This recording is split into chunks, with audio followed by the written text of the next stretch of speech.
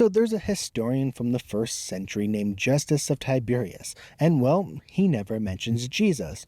Why is that? Now, some people will bring up the idea that Justus of Tiberias should have mentioned Jesus, but there's a few problems with that.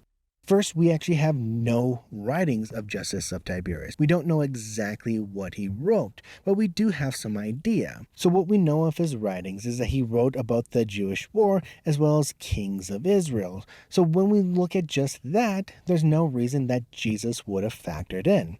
Now, how do we know that Jesus wasn't mentioned by him? Well, because we have later writers who mention that Justus never actually mentions Jesus. And they seem to be somewhat surprised about this, but we really shouldn't be. So again, let's look at what Justus was writing about. He wasn't writing a general history of the Levant. He wasn't writing a general history of the Jewish people.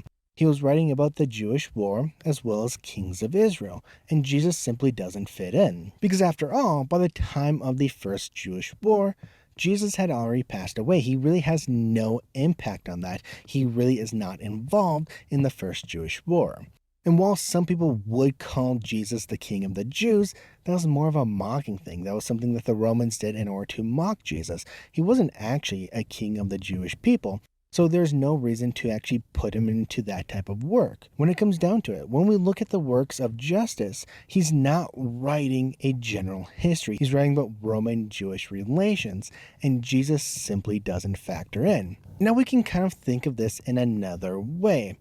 I'm a historian. I write about local history. Now, if I don't mention someone from, say, Philadelphia, someplace that I don't live, something that's not local to me, does that mean that that person doesn't exist? Does it suggest anything about that individual?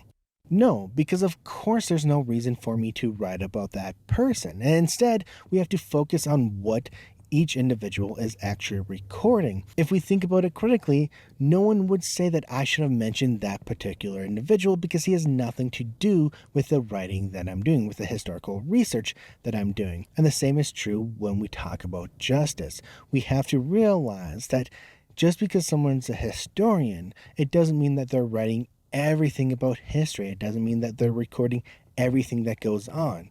They're generally recording specific things. So there's no reason that Justus should have mentioned Jesus.